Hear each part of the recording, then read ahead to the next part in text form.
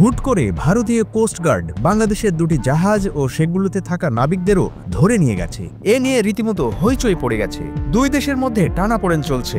এরই মধ্যে ঘটে গেল এমন ঘটনা যা কোনোভাবেই কাঙ্ক্ষিত নয়। কতজন নাবিক ধরে নিয়ে গেছে ভারতীয় কোস্টগার্ড তাও জানা গেছে। জাহাজ দুটিতে ৭৯ জন নাবিক ছিলেন। তারা সাগরে বাংলাদেশের সমুদ্রসীমার মধ্যেই মাছ ধরছিলেন। তাহলে কেন ধরে নেওয়া হলো? জাহাজ দুটির নাম জানা গেছে। একটির নাম FV মেঘনা ৫ এবং আরেকটির নাম FV লাইলা ২।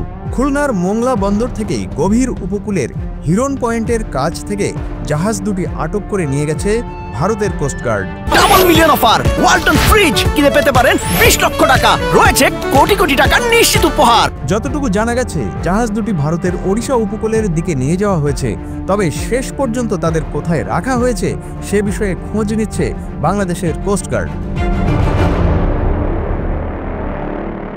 FV লাইলা ২ ফিশিং জাহাজের মালিক চট্টগ্রামের সিদ্দিকুর রহমান। তার জাহাজ ভারতের কোস্টগার্ডের হাতে আটকের কথা তিনি risingBD.com-কে জানিয়েছেন।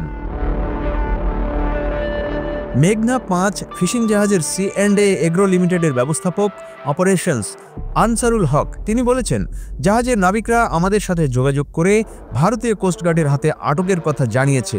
আমরা বিষয়টি সামুদ্রিক মৎস্য অধিদপ্তরে লিখিতভাবে জানিয়েছি। সবশেষ খবর পেয়েছি জাহাজ দুটি ভারতের ওড়িশা উপকূলের দিকে নিয়ে যাওয়া হয়েছে।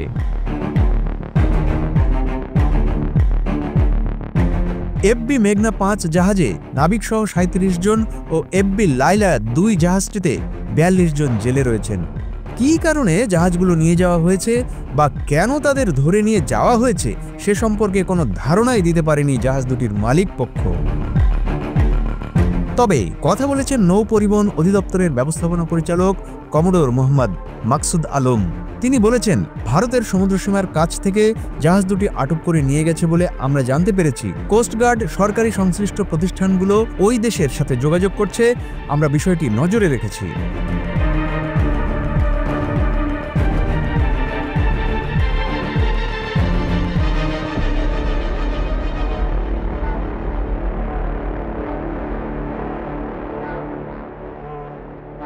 মিলিয়ন অফার ওয়ালটন ফ্রিজ কিনে পেতে পারেন ২০ লক্ষ টাকা, রয়েছে কোটি কোটি টাকার নিশ্চিত উপহার।